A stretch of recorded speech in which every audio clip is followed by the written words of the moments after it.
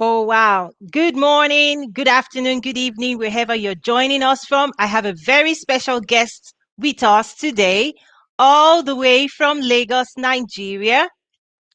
Honorable Chief Anthony Oneya, Senior Special Advisor to the Governor of Kano on Lagos affairs. I know it's like past 5 in Nigeria, and I know you were just, really working hard to be with us today. So I really do appreciate that. Can you hear me still? Can you still hear me?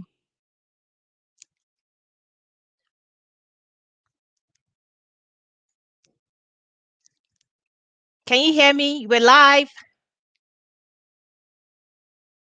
We were earlier on, talking offline while it was in traffic, trying to just rush to join us live. So I don't know what's going on with the connection.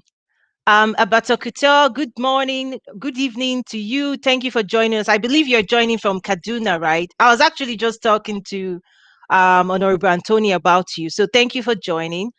Let's see what's going on. Okay, let's try this again.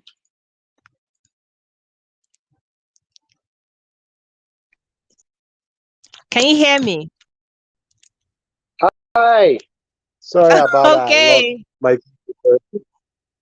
No, that's okay. I was also explaining that, I've been trailing you for the last 15 minutes from when you were in traffic. I was like, okay, let's wait. I followed you home. So I really do appreciate the flexibility in terms of being able to join us today. I really do honor you and I thank you for that. Thank you. So it's our honor to Thank you have so you. much. So whatever happens, we would just adapt to whatever is going on. So I know it's about 5:24 past you've had a full day at the office and you're just getting home and joining us. So thank you. I You're right. appreciate that. Thank All you. So yes, so I was just introducing you to say you're the senior special advisor to the governor of Kano on Lagos affairs. So, tell us, what does that job entail? Thank you, Twain. Thank you for having me. And it's senior special assistant to the Assistant, governor okay. of Kano State on Lagos affairs. In 2018, a partnership between governors Ambode, that's the Lagos State governor, and Governor Ganduje, Abdullahi Ganduje, the Kano State governor, on economic investments between both states. Both governors had realized that given the World Bank ratings for doing business in Nigeria, Kano and Lagos had more of more to do, so to say. So, and the ratings of both states being two of the biggest commercial states had its impact together and individually on the World Bank report. So we thought, okay, let's come together, let's sign a partnership for economic growth, partnerships, sustainability, knowledge sharing, investment opportunity, and all of that. So the office of the senior special assistant to the Kano State governor was born out of that partnership that was signed. So I'm responsible for the people, assets, and properties of Kano State here in Lagos.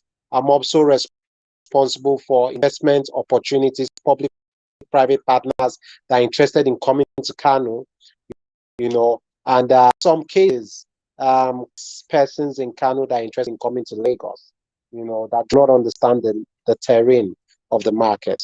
So that's what I do. Wow. I mean, that's a massive one because most people really they see Lagos, right?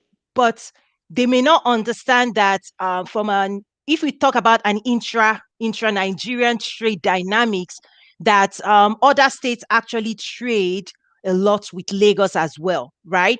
And one thing you also talked about in some of our previous events was realizing that even the commercial center in Lagos, a lot of indigenes of Kano are actually active in Lagos commerce. That's right? correct. I was That's correct. right, and you were in those sessions too. You were talking about, some of the major markets in Lagos are actually led by the people from Kano. Correct. Correct. That was news to Yes. me, and I'm sure it will Yes. surprise some people. Yes. Yes. Toyin, you're correct. There is a local government here in Lagos. There's a center here in Lagos called Agege. Mm-hmm. Mm-hmm. Agege is one of the biggest community um, residents to Kano State indigenes. Why Right. is that? When okay, I was born in Lagos. I mean, naturally, I'm born in Lagos, but I grew up in Kano, so to say. So I met a friend of mine that told me he was in Lagos. So I went to see him.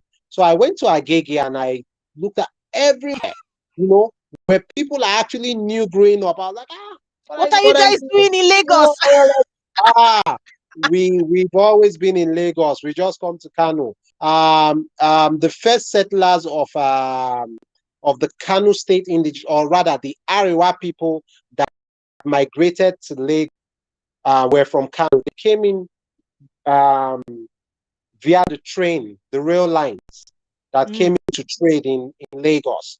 So they settled in Agege. That was in 1823, 1832. They settled mm, in Lagos. So for those of them that could not return back or did not return back, they came to Lagos and they intermarried. mm, So they moved from Agege, that's with Lagos, Agege to Idiaraba, to Apapa, to Mushin, they kept going. So you have the Maltu market. The mm. Maltu market here in Lagos is is the chairman of the Maltu market from Kano State. Wow. The chairman of the Bureau de Change in Lagos is from Kano State. Most of the Bureau de Change owners here in Lagos are from Kano State. Then you Wow. have my prominent indigene. I call them mine because it's also my responsibility to know them. Dangote is here in Lagos. Bua is here in Lagos. Amazuma Petroleum, Asman. Asman has got family roots here too in Lagos. So yes, yeah, Lagos come, Lagos And come. I can sense the huge pride, the huge pride, because Yes, I yes, love it. I love it. And I was also sharing before we went live.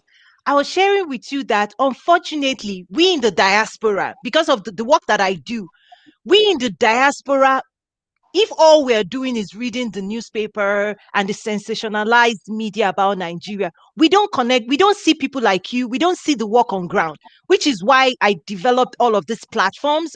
I call it alternative platforms, alternative sources of trade and investment news, because what people are reading out there is not encouraging at all about our dear, Nigeria.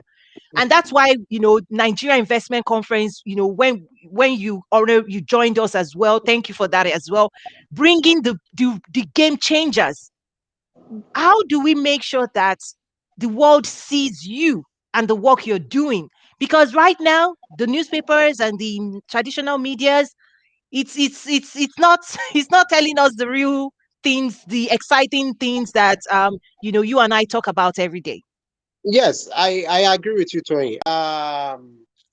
You know, we when we first met, we were in a session for the summit I put together, the Tannery Summit, the leather Yes. summit. Yes. You see, it was interesting. It blew my mind when I went to Agege and I got into it's a hall. When I say it's a hall, like the dormitory Massive. where you have beds and everything, it's a hall of persons all making shoes, slippers, wallets, belts. And I was like, ah. Mm. So I now had to ask them, where do you guys get your leather from? This is beautiful. I mean, we're branding it. And some of them said they got from Mushin, some say from Kano, from all that. Now, Kano, it might interest you to know, like I said at the summit, there are 36 tanneries in Nigeria, and 22 of them are in Kano State. Mm. I had to do extensive research, and I found out that these these guys from Italy come to Nigeria, to Kano, to buy leather. The guys from China come to Nigeria to buy leather.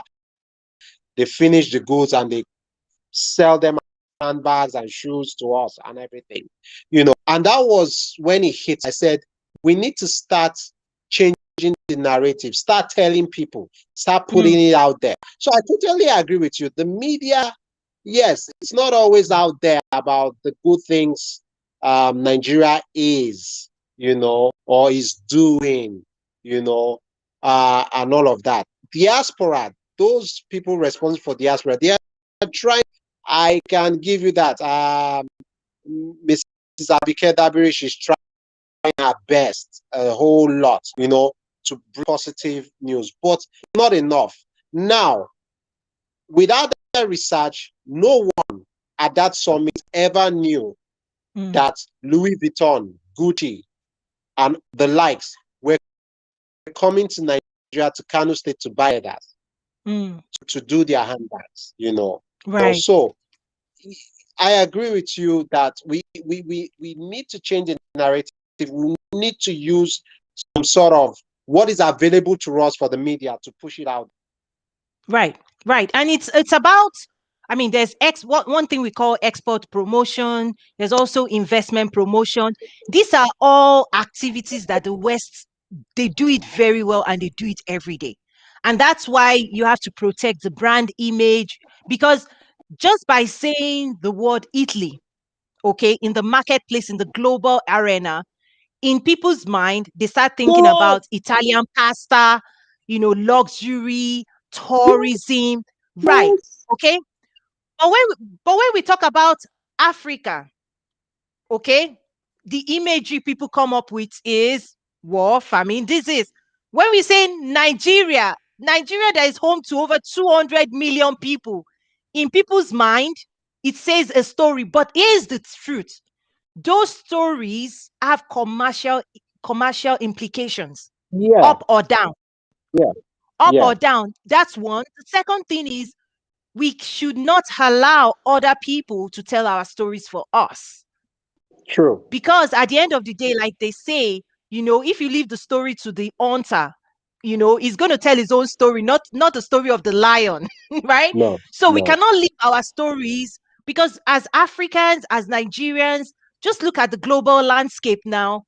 Our brand, what does Nigeria as a brand stands for? We all have responsibilities to tell that story, because it reflects on the work we do. You talk about leather. You also educated me, right? I've been educated by you that, you know, globally, when you look at the top highest quality in terms of leather, Nigeria stands there, top 10 true, in the world. true, Top 10. That in itself is something we should be spreading the news about, which is true, which links directly to your office, because your state is responsible for that productivity, true. right? And interestingly, I know the last time we met as well, one of the major tannery owners, I've interacted with him when we met in Cairo. Yeah, he um said so. he said so, right? So I also see that Kano is playing not just in Nigeria, but internationally and regionally beyond just Nigeria. So that's fantastic. So that's why I think even the community that I lead, we're trying to provide education and insights, market insights, so that they know what the numbers look like. The other thing I believe you also educated me on was, when you look at Nigeria's GDP, what leather industry is contributing to that GDP. Do you want to talk a little about that? Um, okay. So, we know that the government of the day has decided to focus more on agriculture. Mm. And because oil isn't it's what it used to be anymore. Right. One of the things that governors of the North are focusing on is um, and most especially the cattle rearing. You know, Mm-hmm. okay, like let me speak for Kano State. Now, in Kano State, the governor has come up with a ranching system. He's got a Okay. vast land, you know, and what he's done is he asked the cattle rearers, the heads, or in the media they are known as the headsmen, to bring their cattle. They'll be in the ranch. He's creating what you call the end processing system, where the cattle are fed, there is milk got from the cattle, which production, milk production, abattoir, meat production, the horns are used for medicines, the hooves too are used for medicines. Then you have the leather that goes into process. So it's an end-to-end process, value chain process, you know, which in turn increases the GDP. Now, if you remember, Alhaji Ghana, one of the speakers at the summit, mentioned that in as much as more is a viable export to Nigeria, the Mm. leather industry too, the leather industry too is a viable export, Right. to Nigeria, So, yes. That said, we believe that agriculture, the leather industry, can improve the GDP, for Nigeria as a nation. Reducing the dependency on oil exports. Right. So yes, Fantastic. So, you also talked about youth. The last time we spoke back in, was it October of 2020? You talked yes, about some October, youth yes, programs, yes, enterprise, like entrepreneurship programs you were trying yes, to create. yes, How is yes. that going? Okay. COVID, COVID. COVID, Yeah. COVID. Okay, so I'll just run you through the idea of the youth program. Um, there's a saying where I'm from. Yeah. So I'm by birth I'm from Lagos State. By, should I say, study, growing up and everything, I'm a northerner. But I'm naturally from Delta State. Now, there's a saying in Delta State, in Warri, they say worry not the carry last. Mm.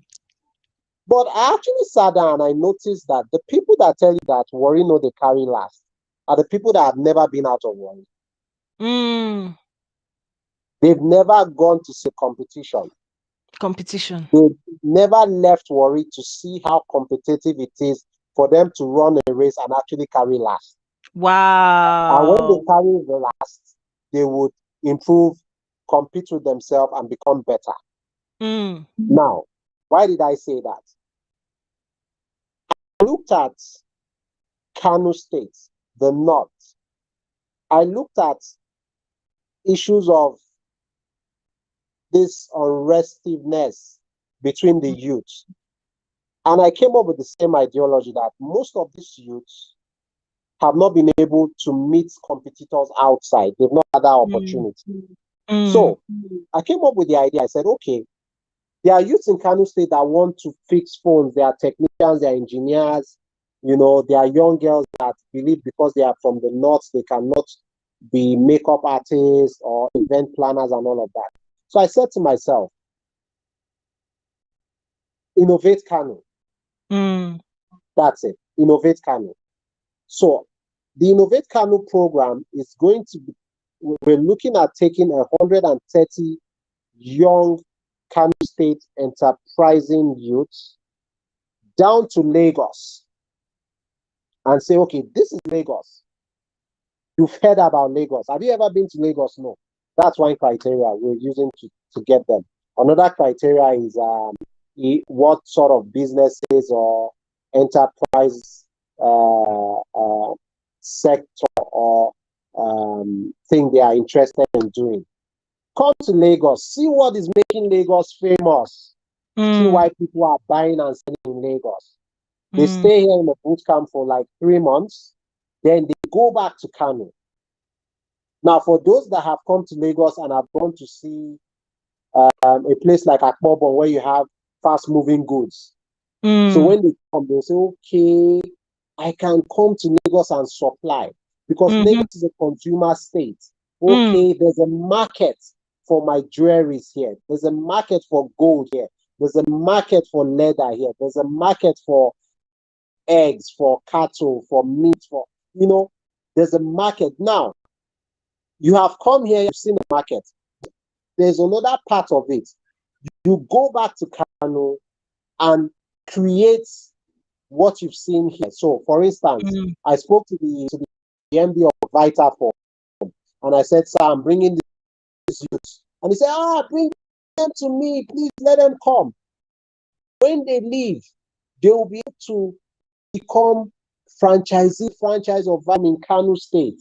We'll mm. help them set up stores, to promote Vitaform, So I've also met others, said, bring them, let us start our small computer village in Kano. Let us have our brand brought to Kano, and all of it. So it's a two-way thing. For those that want to do business in Lagos and for those that want to do business in Kano, it's going to be open. So when these guys come, they are taking something back to Kano. So that's the whole idea of Innovate Kano. Fantastic. And I try to tell people that when it comes to economic development is not just a federal conversation. It actually lands, it's a grassroots initiative, right? Yes, Because a lot yes, of times people are always looking at the federal government, they're always saying Abuja, Abuja, Abuja. But at the end of the day, even AFCFTA implementation, economic development is a city by city, state by state I conversation, agree. I agree with right? you. So a lot I of totally times, agree with you. yeah, the conversation you and I are having now to a lot of people is very strange, right? Because on the international stage or in the regional states on the continent, when you talk about Nigeria, they just talk about Nigeria as a whole, right? People don't spend time to say, okay, what's even the makeup of Nigeria, right? Let's open the hood Exactly. and let's start understanding the mechanisms. When we say, okay, trade with Nigeria, you're actually going to be trading with people in certain states, sitting at certain desks, whether Exactly. Lagos, when we talk about KB Rice, when you think about Kano. So even this conversation, I hope it's not the last. I hope even Investment Promotion Agency, NIPC, I know they were at my event. I hope they Yes, see this, and I know on the honorable from NIPC as well. These are part of the conversations we need to have. Is that Nigeria is massive, right? yes, And the yes, work that Tony. you all are doing Yes, is yes, lost Tony, I agree under with you. the umbrella of Nigeria. Yes, I It's lost. totally agree with you. For On instance, yeah. Kano State has 44 local governments. Mm, One of the criteria we're using for the Innovate Kano is to select young people from each of these local governments. Now, by the time these young people come to Lagos from each local government, which is actually spread out, like in Kano, um, the drive from one local government to the other is about 4 hours. wow. You know, that's the landmass. You know, so we're picking 40 from the 44 local governments. Now, by the time these young people go back to their individual local government, they will be impacting it from the grassroots Grassroots. per local government. Mm, Do you understand? Now, this program I'm talking about is a 3-year program, and in a year, we would have coming twice in a year, because we'll have a break in between. Now, you can imagine 3 years, 130 times 2 a year. What are we saying? We've impacted the grassroots from the Exactly. grassroots. Right. Now, with that knowledge, with that impact, if these people decide that, okay, I want to take my business to Dubai, I want to take my business outside Nigeria, I want to take my business outside to Africa or somewhere in Europe, they are getting investments and interested persons, partners coming to their local governments, the grassroots. Do you understand? The Yep. grassroots.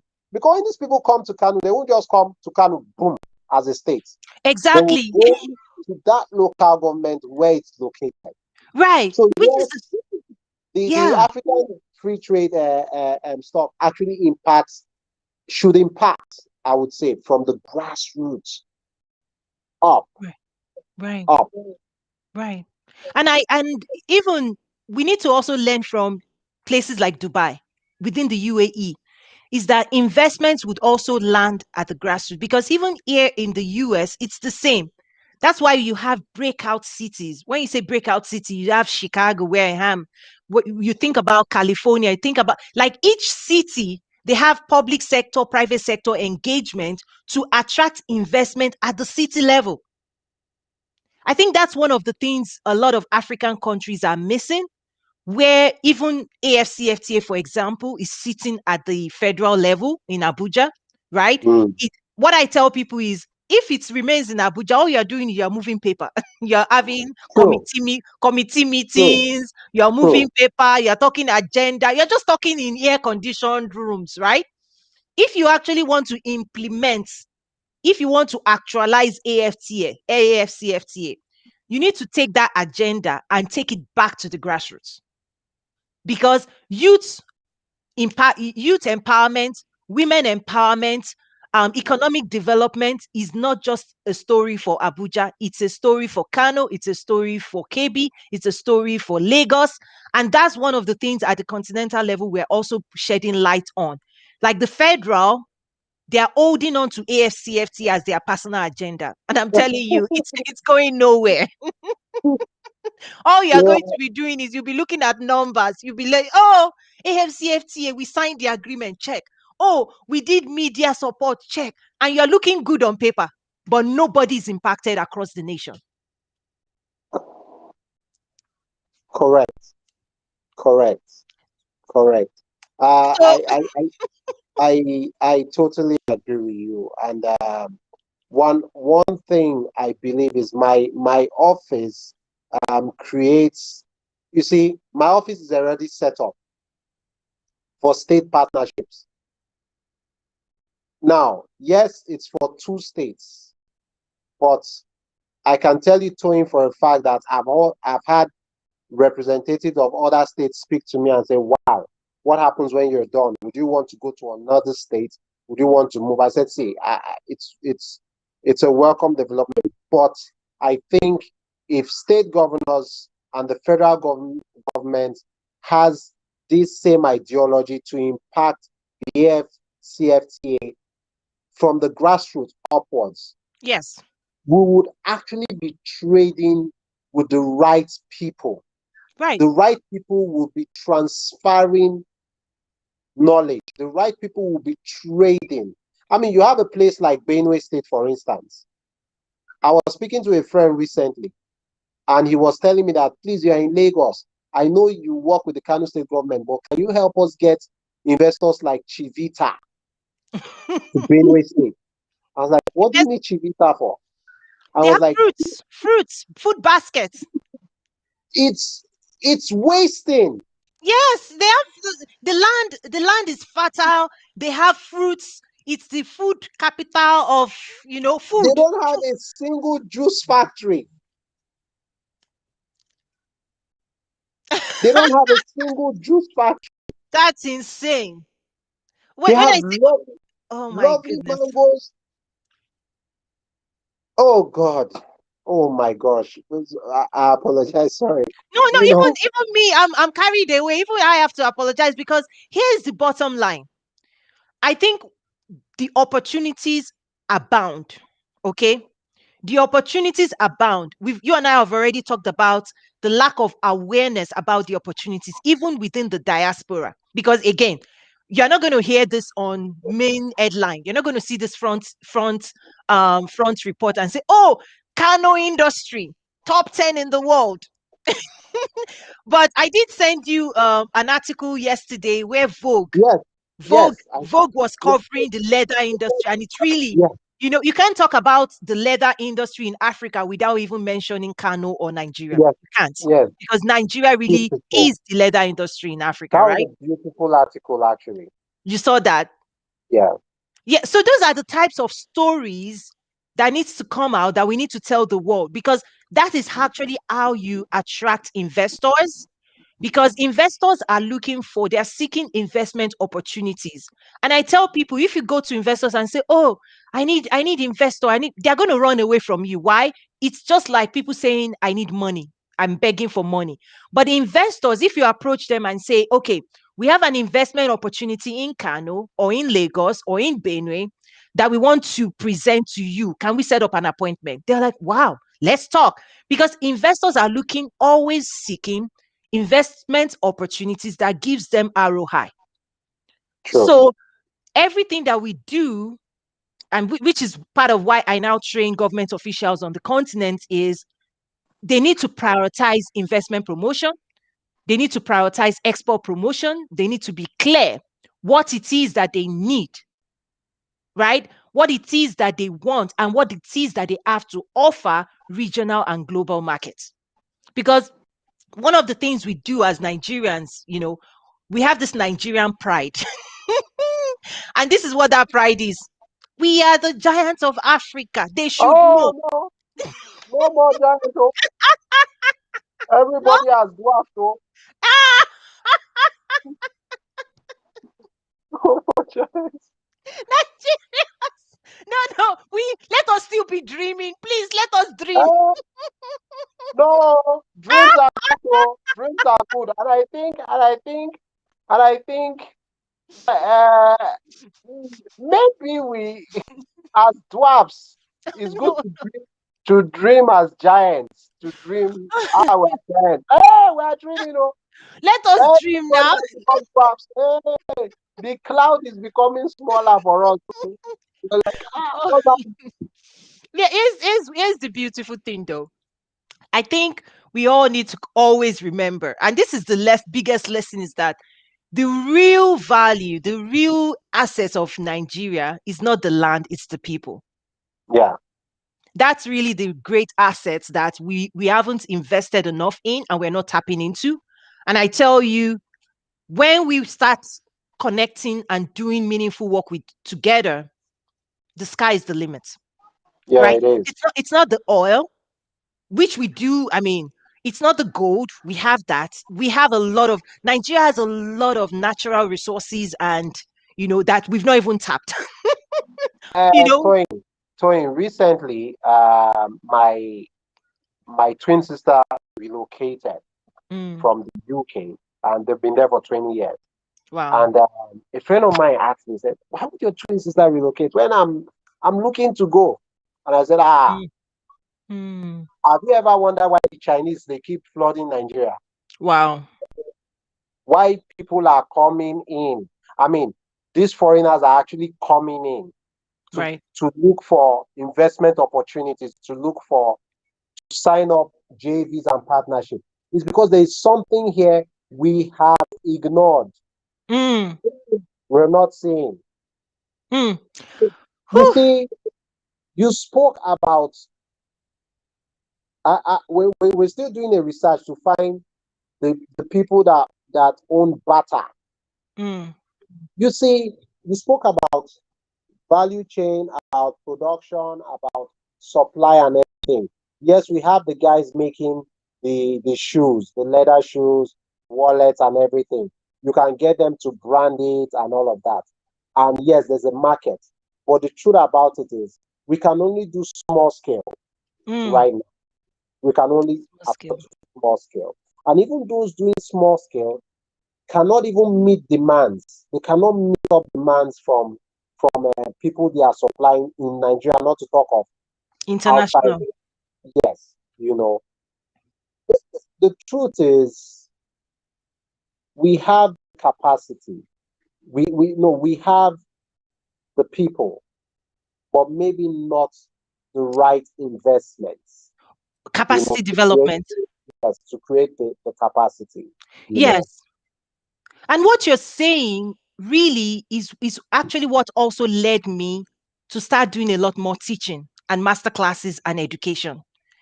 Because after engaging for years, what you just said is the actual reality today. We know where we are today, and we can see the future we're aspiring towards, but there's a gap between where we are and how do we get there. And part True, of what I have seen, to be honest, is actually why I do training like how to build a global brand and business. Like a lot of times people see me put those things together and they don't understand what Tony is saying. Is that international trade development, at the end of the day, the foundation is business development. true, The only difference is you are taking your business across the border. true. So what I'm finding is that even business development foundational things, we have to take a look at the foundation right now of how we're building businesses on the continent, and if those businesses are set up to scale to international level. So those are the things that is driving me, because for me, coming into this narrative from where I'm coming from, I already see the numbers. I was already dealing in like live auctions and global sourcing at scale. So when I came out, I was like, trade with Africa, trade with Africa. And I was like, oh, wait a minute. Who is ready to even trade at that level, at that scale? I couldn't find. Yeah. And even when you find manufacturers, they really have to start changing the mindset, because I tell people there are three markets: your local market, your regional market, your global market. Just because you're winning in Nigeria today doesn't mean you can take the same mindset and then compete internationally. There needs to be a mindset shift, which is what we are doing now with the programs, our training, afcfta training, agoa. Because even agoa, African Growth and Opportunity Act, under agoa, you can bring in leather without paying duty in the US. Mm. Yeah, zero tariff. It's going to expire by 2025.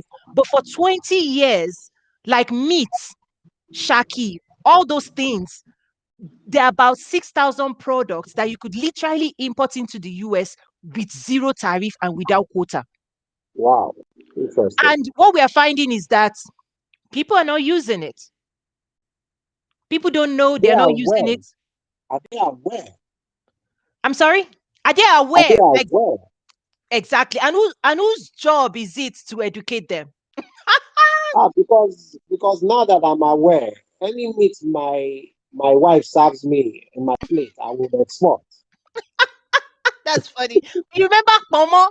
Pomo cannot be. You remember I that will export. story? Instead of leather, we're actually eating our Pomo. Yes, that is why that is why they can't meet up the demands of leather because there's not enough. Yes, We're yes. eating up. We're eating up the hides. Right. Oh, and I see people joining. You remember the mentee I told you about from Kaduna?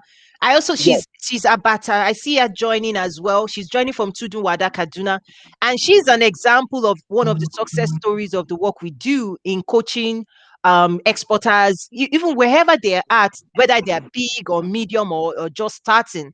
And she's been able to successfully, start serving the international market. She's a fashion designer, Mm, more like a startup, but she successfully exported like things like face masks. She has clients now in the US. So she's interesting. what's yes, she's an example of what I'm saying. You can sit in your house. China knows this very well. India knows this, that you don't have to even physically travel. I know COVID has challenges, right? But through international trade, you can have, if you're part of platforms like ours and you take the type of training, we can train you in terms of how to do international trade. When you have the training, when you have the capacity, you can start where you are. You don't have to be big. You can start where you are. And guess what? When those people start sending you those dollars, you will be laughing to the bank. Hmm. Like, and you won't even be thinking about Abuja again, grassroots. Because imagine now, if you say buy from Nigeria, whoever you're buying, you bypass government. The only way government gets paid is through taxes. Yes. So even Yes. in my class, one of the slides in my class, I talk about personal wealth and national wealth. How do you get the two? Because sometimes I think, for example, Nigeria, the last 20, 30 years, they focused more on national wealth, which is more government resources, government projects, government contracts, all of that. It was all about government. But the future is about the private sector wealth. How regular people on the streets of Nigeria can provide goods and services to one another, or people across Nigeria, or people in the international market, and make money from it. China has produced more wealth in the last 20, 30 years on that trade than in the last 200 years. So people need to True. separate. So every time now people want to be in government, I get it. But that's the last 20, 30 years of Nigeria in terms of the oil resources. Oil money doesn't get into the hands of the people, technically, right? The only way a regular Nigeria would partake of oil money is through infrastructure projects that the government put together. It's not, or if you're employed by the government. But individual wealth in the private sector is what all the other countries work towards. How can we create more Dangotes? That's the question. How do we create more Dangotes? And that's the story of entrepreneurship, right? If you can provide value, if you can provide services, if you can provide products, it doesn't matter who is buying. Let us open international markets to you. Just keep selling and exporting your talent, your resources, and get paid. That's Right. what other regions of the world. That's what, if that becomes the number one agenda of Nigeria, an African leader, that's it. That's it. You start realizing that the people, if in fact, if you can unlock 200 million people in Nigeria, or even a fraction, if 25% of Nigerians can be unlocked into entrepreneurship, regional and global entrepreneurship, I'm telling you, whether through technology skills, services, banking, that's it. That's it. That's it. You know, Tony, I spoke to the guy that was at your investment talk, uh, the AFTA guy, Mhm. and I said I think we should like the national youth policy that was put together last year. It was created as an app, little leaflets and like that, so that the youth can get involved. I think they should educate from the grassroots, It's grassroots. you know, on the AFTA um, policy or the trade opportunities. Yeah. I think it's not about, like you said, it's not about Abuja, but I don't know. Let's see what happens. It Yeah. just started early this year. Yes. You know what I also tell people though, in Nigeria, particularly in Nigeria, I tell them privately, and now I'm sharing it publicly. I'm saying the more you wait, by December of this year, if Nigerians don't get it right, don't worry. Morocco, they are coming. Egypt, Ah, they are coming. South Africa, they are coming. Everybody is all focused on Nigeria. So I don't. speaking of Morocco, do you know during my research I found out that the Moroccan leather It's Nigerian. is Nigerian. Yes. It's from Kano. Yeah. Yeah, and they're coming for more. So under ASCFTA, people need And to they said it understand to us. they're coming more. Every other country we talk about now, because ASCFTA is really about export development. So if you do not develop your exports, you cannot benefit from No, AFCFTA. you cannot. Right. So they have developed their exports, and the target destination market is Nigeria. so Something so that so I tell people privately, but now I'm saying it publicly, and I'm laughing. I say, don't worry, just go and sit down. Just don't even do anything. By December, just wait. You start calling me. You start all the land you refuse to buy. They are coming and they are coming with their banks, fully Yes. financed. Yeah. You know, they are, I Yeah. mean, forget it. They are, I mean, like this, I sense the seriousness because I do a lot, like in October, I actually trained like 14 countries, representatives from 14 countries, government officials on AFCFTA. They are seriously organized. The sense of urgency is clear. They are looking to grow their GDP. The government, bank, and private sector, they are all on the same page. So literally, they were just looking, waiting for January 1. So as we speak right now, people are in strategy meetings, breaking down Nigeria and seeing where they're going to, how they're going to penetrate the Nigerian market. So Tony, if I may ask, so what do you think we need to do here in Nigeria? I mean, even your advice, even from my office, what do you I think think, we need to do? yeah, I think it's simple. Under AFCFTA, you cannot really, technically, you cannot control what's coming in because you've opened your market. Okay, True, you cannot, because the whole point of AFCFTA is lower barriers to entry into your market. So true, true. the real game changer is to also see that the African market is bigger than Nigerian market. Even though Nigerian market is big, it's almost like tit for tat.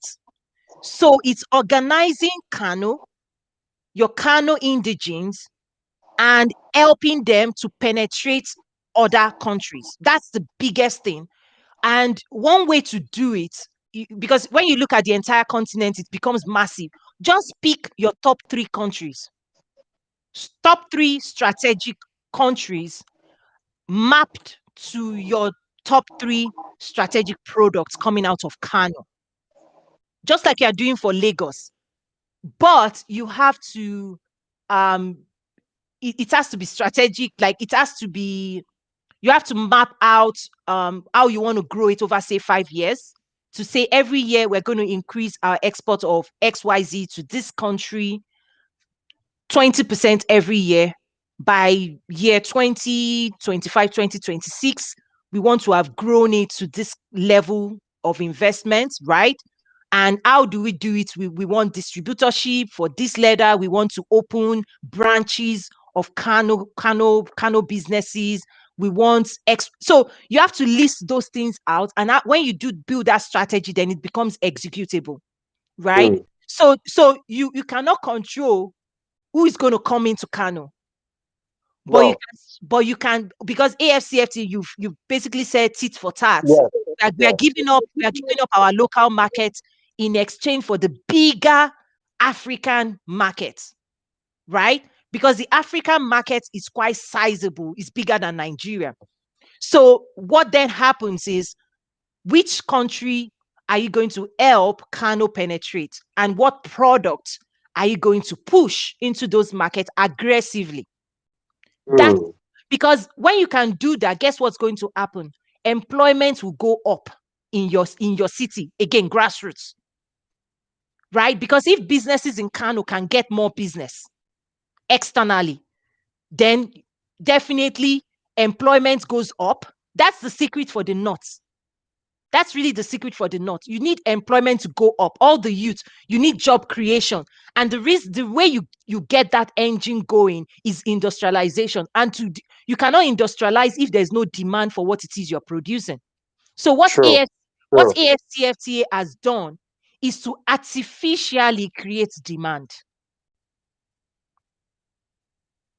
Mm, That's really what people are not seeing, is that it has artificially, because if I come to you now and I say I want to buy 1 million pieces of whatever it is you're produce, what you are going to do is you take that demand, you take it to the bank, you borrow against it, and you go to the factory line and you start producing, because there are legal things you've signed that says when you produce this, you get paid. That's what China is doing.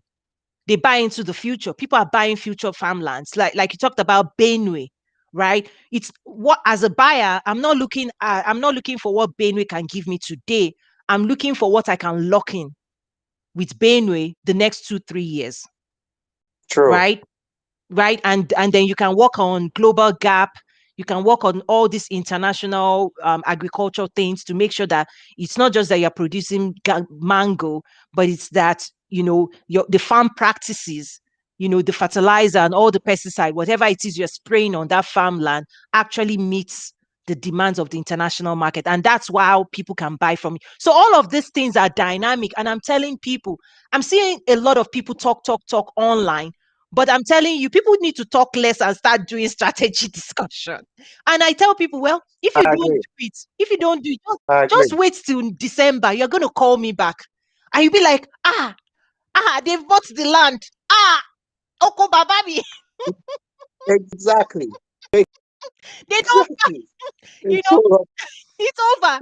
And Ghana has this, I'm so much enjoying this. You can tell Ghana has this rule, which is one of the brilliant rules.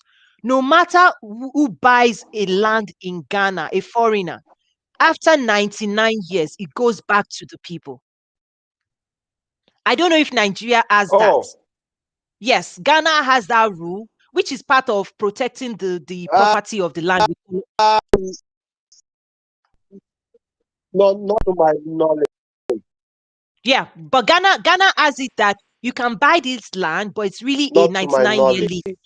It's a I 99-year that is one lease. of the things, if I remember well. Wow. Wow. Yeah. 99-year So lease. it's I a didn't night know that. if you are non-indigene, if you are not a citizen of Ghana, because if you don't have that, in the next 5, 10, 20 years, your land may never belong to Nigerians anymore. It's gone. Right? Gone. Right? Because and the other thing I also tell people, like, this is the real conversations diaspora need to have themselves. The work you refuse to do, foreigners, international will come and do it, which is fine. But guess what? They're going to control the epicenter of manufacturing. And whoever controls manufacturing actually We'll do controls it the government. for you. They'll do Yes. it for you. So 20 years, 25 years from now. So people should not worry about what's going on today. Correct. Start thinking 25 years from now. Correct. If foreign Correct. brands own manufacturing capacity, they are the ones employing your labor. So they are the ones going to dictate labor laws and government laws as well. I think, okay. Yeah. So for me, that's the strategy fun side of this work. Is a lot of times people just want to engage in dialogue, but there are real economic implications to decisions people are making today or not making. Whether it's the diaspora, and I tell them, I'm just 2021. If you and I check back 2021 December, I'm telling you, you see the evidence of what I just said in Kano. You see it. I You think see, you see. with with what you've said, I'm already thinking of um strategies on how to push. You know, there's also one thing we should know about Nigeria as a nation. Um, you see, when information comes, for instance, the AFCTFA has come now. Abuja epicenter, then Mm, maybe Lagos, then maybe a few persons. It is in like 5, 10 years before, for example, a place like Kaduna, Katsina, some places would mm, actually realize that, oh, this has been happening for a really long time. long time. You know, I think that's one other issue that we have here. The information isn't really put through in the same ratio to everybody, Yes. or Yes. maybe is the or maybe is the ignorance Well, of I'll put the responsibility on both sides, because what you're saying my mentee in Kaduna, this is what she told me. The same thing you said. And this is what she offered, right? She said, everything you're telling me, everything you're teaching me, us in the north, it's we it's we don't even see it. We don't nobody thinks about us. The youths don't Yeah. have anything in front of them. You know what That she was said? why I came up with the Innovate Kano Yeah, you know what thing. she now said? She Yeah. asked me, she said, can I be your ambassador and be translating everything you're saying into Hausa? That's what she said, because there's also language barrier, right? So unless the media or the leaders are taking this information and You translating it see, um, into language, you there's a see, language barrier, or it's either that or the education exactly. system educates them about the language with the world so they can go out there and fish for themselves. So there's also language barriers that a lot of because Francophone Africa face the same thing. A lot of times, like when I was doing my training Exactly. with the African Union, Exactly. they asked me, Toyin, you're going to deliver this training in our message to the rest of Africa, to the member states. We need to also tell them in what language, Toyin, are you going to deliver this training? Because there's francophone, there's Portuguese, there's all kinds. So I was like, oh, African Union, I'll speak English. Maybe later we'll find interpreters. So the same thing happens not just in Nigeria, but francophone Africa, they always lag a little bit behind the anglophone side, because a lot of the innovation technology that is being deployed rapidly comes in through English, and then they have to almost recreate those apps or innovation or technology, and they are usually lagging behind. Yeah, so it's the same. So I see what you're saying, and it's true. So, oh, and we just lost. I think it will still come back, but this is such a delightful conversation, and I hope everyone joining is enjoying it. In fact, you're really just being a proverbial fly on the wall, because these are the conversations that gets me excited every day in terms of when I talk about trade with Africa and the future of the region, is because there are certain groups of leaders, such as Honorable Anthony Oneya, that is at the forefront of transformation, right? And that's one of the things I bring to my community. Like every week, we actually have speakers lined up into April already. So we are bringing in more speakers, but it's so important, like what we were just discussing. And I hope he's able to join back. Otherwise, we'll need to bring him also. Is realizing that lack of information is one, but I hold people accountable on both sides. Like when we create knowledge and information, yes, we naturally would distribute it like in English, but we also now need to think about language barrier on the continent. So that's real. But there's also the recipient's responsibility to also realize the best way, and we've been able to bring him back. Let me see. Okay, are we? I think it's coming back. Yes. Okay. We lost it for a moment, but I was also sharing more. Please, please. So I was talking about language barrier being real, but whose responsibility is it? Can you still hear us, Honorable Anthony?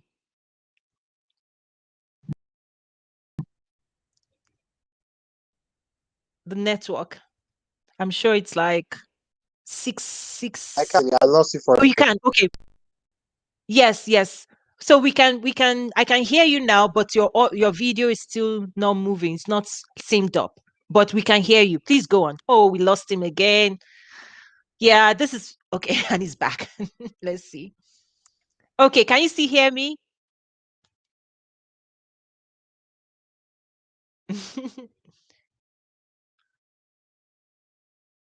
Oh, audio. hear you. Okay, go on, please. Please go on. I can hear you. Okay, yes, we were talking about translations So and language I'm barrier. So saying that um, someone asked me once, what's governor of Kano State was yes. I said someone actually wants North Kano SS in ICT 1, ICT 2, ICT. And he wanted to know why. And I said, okay, ICT English, ICT Ah, 2 local we are losing local language. information So, technology. He mm, because yeah, and we're still losing you in and out. But what I'm understanding is you're talking about that. Okay, go on, please. yes, because most of the uh, uh, local content or the schools are taught in Arabic. So you've got the Mm, information, the SSA information technology for Arabic, then ICT 2 for the language thing. So for information technology is the new mm, deal for so many. mm.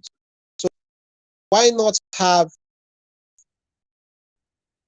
a special assistant that can actually get Translate. involved to the people from the governor to the local language? So I think there's anything Mm. wrong with PSS in his cabin Right, to translate and stuff like that. I right. And I think, think it's a brilliant yeah, and idea. Actually, yeah, brilliant idea. and sometimes we don't even You need to reinvent the wheel. know, All we so need to look, thing I we can think also, we should be, having the, yeah. right. And the other thing is Nigeria doesn't need to reinvent the wheel. When you just think about China, we lost him again. I'm sure he will be back. Is that even China also has language barrier. So when you think about when we think about what China has in terms of language barrier, we can learn from them as well because the Mandarin is their local language, but they still have specialization in English that allows them to trade with the rest of the world. And a lot of times, even investors coming into China, you really have to work with, translators and all of those things as well. So I think it's not really, it could be a barrier to trade, but if you have strategies in place, like what you're saying, ITC 1, ITC 2, and people that understand the local language and are able to translate to local content, that's important, very, very important, because language could easily be a barrier to trade, easily. But if people have True, strategy to balance true. it out, to mitigate it, then it becomes very fantastic. So those people, those joining us, if you have questions for Honorable and Tony, please drop it. I know it's very late, it's time, but wow, this has been fantastic. You and I can talk on and on. And part of why I set this up, this weekly engagement, is to give people insight into the types of dialogue, the private conversations I'm part of. Because sometimes people ask me, Tony, why are you so excited? It's gloomy out there. COVID is here, Nigeria is this, there's nothing good happening out there. I'm like, come on, people. So sometimes, a lot of times, people actually wonder, like, why am I still, so excited? What the work that we do at Nazaru, why does it still remain relevant? And it's because we see the type of work that is on ground, that people like you, leaders like you, are putting in place, and we can come ahead and support because we know what it takes to take it to the next level. So we are here to partner, to support, as well. So thank you again for saying yes when I invited you again, right? This is not the first time and hopefully not the Always, last. always. I just having the conversation. I think you'll be hearing from me soon because I think we're going to come up with a strategy meeting. I'm going to call up His Excellency and ask what is the Kano State? what's Kano's plan for the African Free Trade Continental Trade Agreement? You know, I can guess. I can and almost probably guess what. have yes, and probably have um, a session where Yes, we'll major players, including yourself. Okay, we are ready.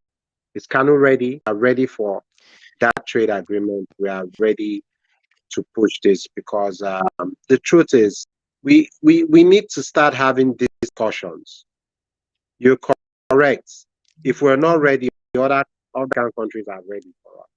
yes, they are ready. They They are are. getting ready, and they tap into the funny thing is that non Nigerians tap into my knowledge more than Nigeria. That's just a side. That's just a side thing. I'm telling you. You It know, happens. it's so funny. I'm It telling happens. you. You know, but just I hear what you're trying to do, but just so you're not shocked or surprised, just be ready for him to turn around and say, "Oh, you go and put it together." Because here's the thing: there are conversations that I've been part of at the Yes. commissioner of trade level. I'm telling you, they don't know what AFCFTA is, and it's I would not put it on them. It's really the responsibility of the federal to disseminate this information in a way that is actionable, right? In a way that is actionable.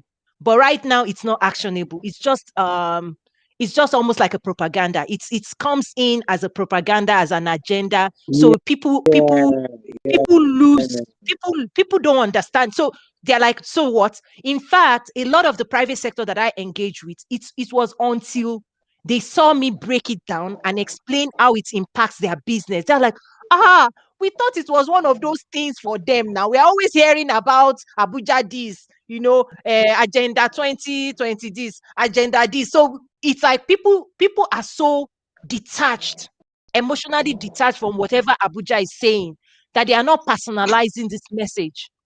They don't know that it's about their business, right? So it's like even when they read it on the newspaper, they are seeing it, but they are not seeing it. True. They are reading it, True. but they don't know that it is a gift to them. It's a gift to the private sector. So the private sector do not, Because it don't impact them directly, I and think. so they think. And now, some of the people, and I don't want to mention any names, actually, one of the guests I brought in late last year, today, after I walked her through and I explained, and she was like, oh my goodness, now people are inviting her to TV stations to come and break down AFCFTA.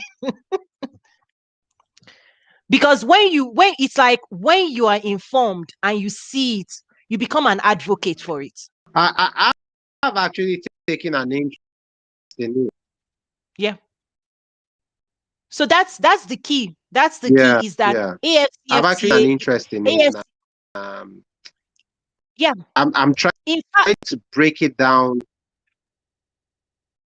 the leather work you're doing is AFCFTA relevant. down to Absolutely AFCFTA yes, relevant, yes, right? yes, Right. exactly, All you have to do exactly. is just map it to AFCFTA. And the other thing I tell people is it's a easy way to actually get budget signed right now. If you can map your work to AFCFTA, I'm just putting that out there. Is if you put it as AFCFTA actualization agenda for Kano State, put it there and you put your number, you will get it signed quickly. Uh, And then give me a piece. I'll consult for you. yeah, yeah, yeah. So we would look into it as a state. We'll look into it as a state and give recommendations as partner states. What that means is Kano State will look into it as a state.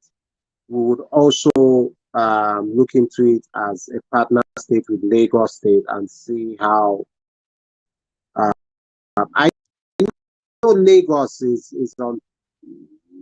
Uh, You know what's I'm hoping with Lagos? hoping You Lagos know is on what's top happening? of it. But You know what's happening with Lagos? Yeah, Lagos is going to be a recipient of AFCFTA. because Lagos is so Exactly. super busy right now. They are so all they are doing is managing Lagos, right? Lagos may not consider that maybe I don't need to think about like Lagos city itself is so massive in terms of the commercial aspect that if the governor of Lagos doesn't create like a task force for AFCFTA, they're going to miss it. And if they miss it, it's okay because Lagos is the target destination for everybody. So Lagos will be a recipient of everybody trying to Mm, bring in their products through the market. So they're going to have their hands full. Lagos is going to have their hands full because more foreign companies, more African companies will be registering in Lagos because they will want a trade desk, right? A sales desk will be open. More sales desk will be opened in Lagos. More transactions will be happening in Lagos because they'll be seeking wow. distributorship into the Lagos market, right? Because anybody that wants to penetrate Nigeria, their first stop is Lagos. So Lagos is going to be a recipient of all Mm, things African because you will now see not just Chinese or Japanese or Europeans yeah. or American offices being opened in Lagos. You will see Morocco, Egyptian, South African, Ghanaian, Niger, on and on. Cameroon. You see businesses Lagos opened, is ready. We're which would drive. ready. Yeah, We're ready. yeah. So, I mean, this is just super fascinating to me. And we see Professor Joseph Mbele. Actually, remember I was telling you about this book? He's the one that made a comment just now.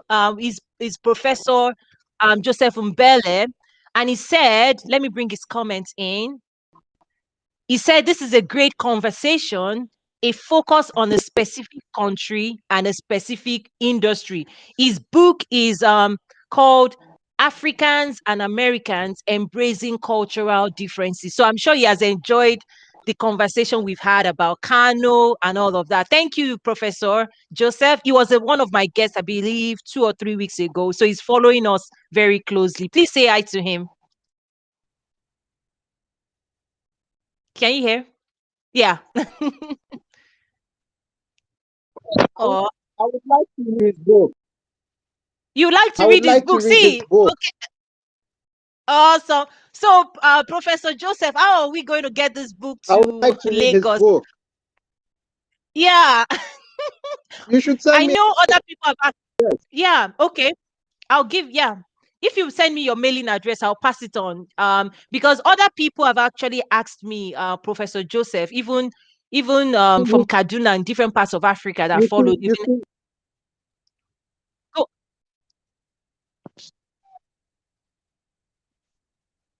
you see what his please book. go What on. I think his book was precedents for. His book is going to set the precedents for. He's spoken about America. I mean, the next thing is going to be not just Africa, but probably Nigeria, probably, Mm, you know, relationship with all countries as it relates, to it. mm, It's just set the precedence for that, you know. I think I am I am from the school of thought that I would rather go to Ojuelegba where the hustle is real, under the bridges in Lagos, see how people are hustling, than read a book mm, from um, someone that has never been to Nigeria, does not know how to tell me how to make money. I mm, would rather so. mm, What I'm trying to say is, he has created that insight with I mean, by the title of his book, he has created that insight. I think it has also precedence for want to see what his future about a place like Nigeria or a place like Africa, mm. somewhere in Africa. You know, Yes. You're spot on because I, in fact I my think last newsletter. that's what has Yes. happened with that. Yes, I'm interested to know about the whole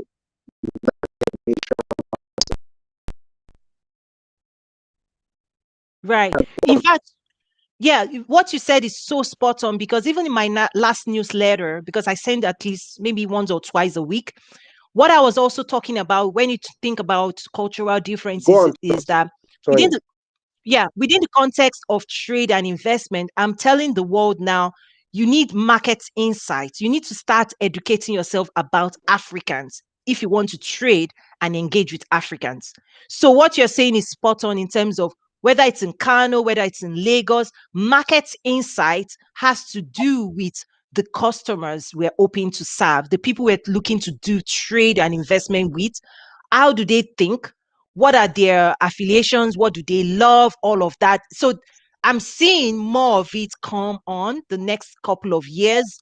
There are more market insights because in retail, where I come from, the more information you know about your customers, whether you know their demographic, their likes, their aspiration, actually fits into business development, right? So it fits into international trade as well. The more insights you have with your customer profiles, the people you are looking to serve, the better. So absolutely what you're saying is spot on because we all need, even in Nigeria. So funny thing is, fun fact, I was actually born in Kaduna, right? And my husband is Igbo and I'm Yoruba. And many people cannot, they wrestle with those dynamics of cultural differences and all of that. So I connect and I relate differently Yeah, with my yeah, brothers and sisters in the North because I'm one of them. But people don't know, like my birth certificate is Kaduna. So I feel true, I'm one with the northerners. So I relate with them, I engage with them, I mentor true. them, I listen to them. Even my siblings speak Hausa.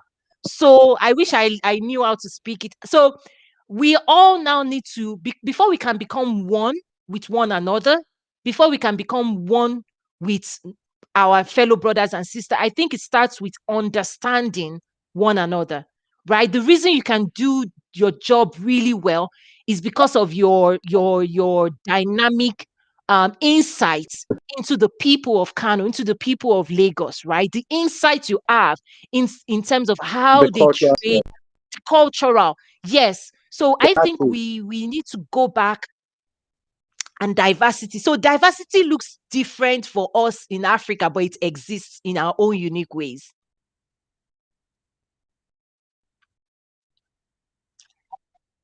Awesome.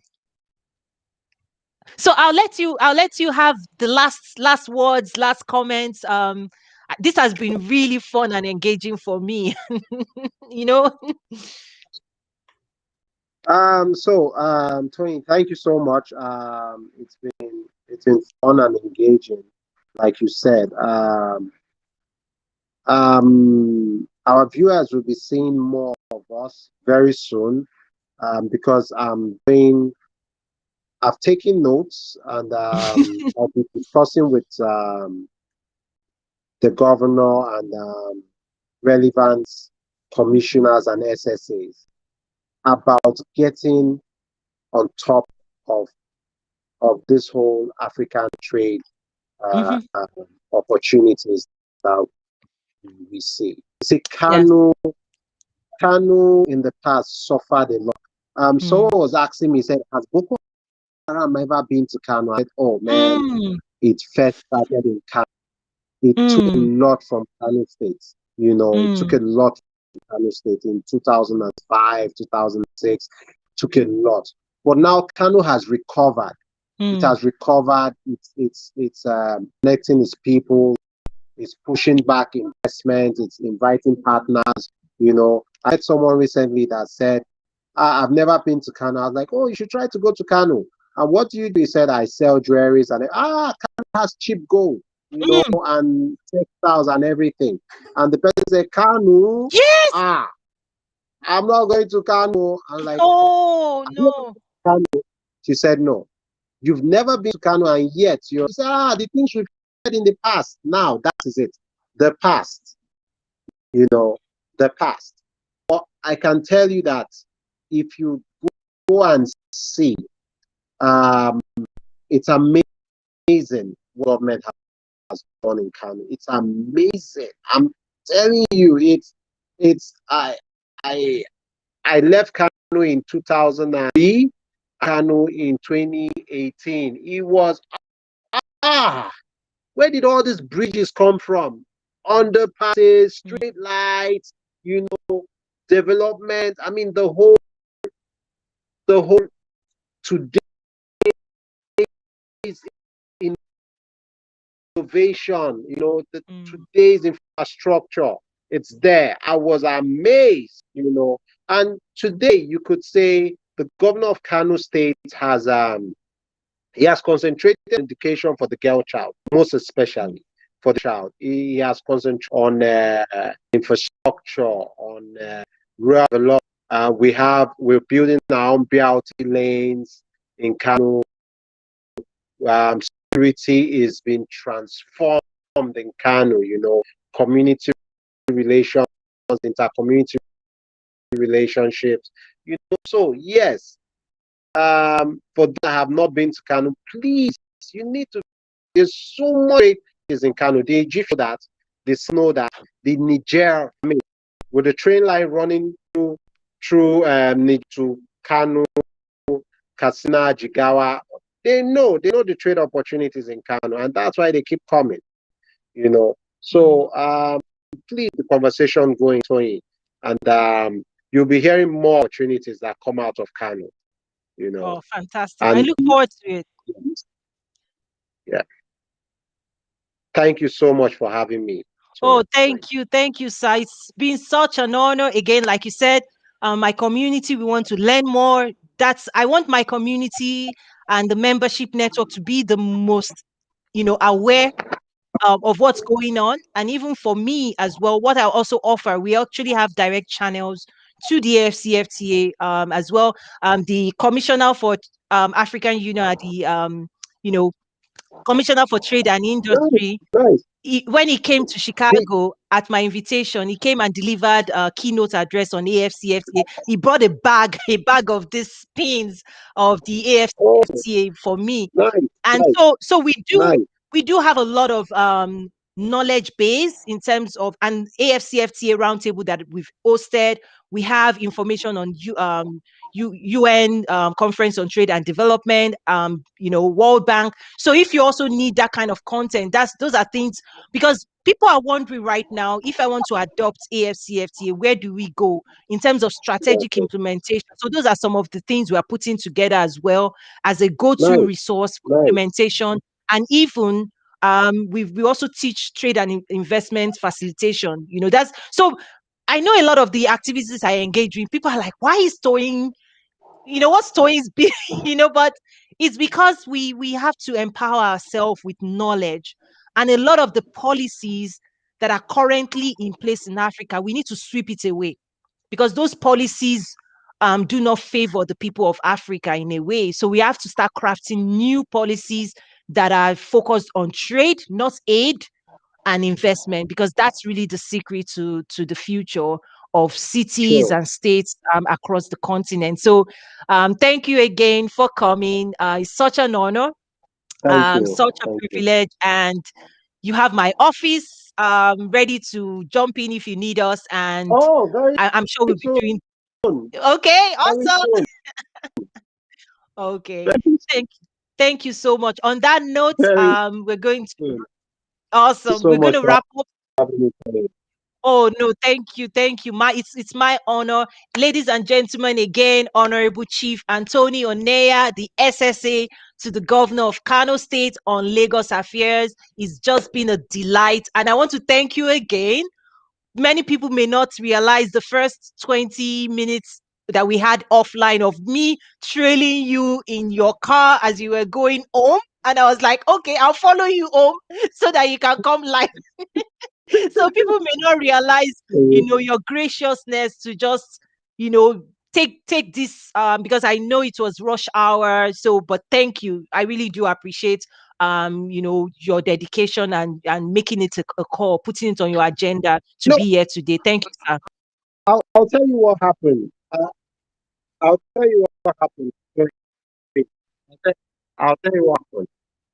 I'll tell you. You see, because of the traffic, I was Mm, I had I'm in Badagry, so I came Badagry to it's called Ojo. So notice the traffic, get on board ferry, the boat, mm. and I was Wow. on water. So that time we were talking, I just got off the boat and got Oh into the my gosh. taxi and started rushing home. Oh my gosh. Yeah, so yeah, it Oh my was the goodness. Thank quickest you. means to get Oh, thank you. I really just want to say thank you for that honor. I appreciate it deeply. And I'm sure, I this appreciate video it. will be made Thank you. available. People always want to catch up later because sometimes people are so busy right now. So thank you again. I'm going to share a Thank little you video as so we are much. wrapping up of one of our Nazaru partners, the Afrexim Bank. We partner with them for the Intra-African Trade Fair coming up September 1 through 7, and the location will be Rwanda. So I'm going to play that video now. So see you all next week. Thank you again. See God bless. you. Take care. Bye. Bless you. Yes. Join Africa's largest trade and investment fair in Rwanda. Intra-African Trade Fair gives you access to more than 1,100 exhibitors, 10,000 visitors and buyers, and more than 5,000 conference delegates from more than 55 countries. Participate in trade and investment deals worth $40 billion as business and government come together to explore business and networking opportunities at the International Exhibition. Brought to you by the African Export-Import Bank and their premium partners, the IATF 2021.